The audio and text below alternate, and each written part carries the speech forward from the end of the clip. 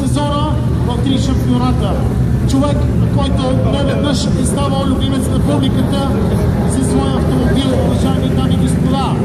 Човек, който днес тук е спонсориран да кара при нас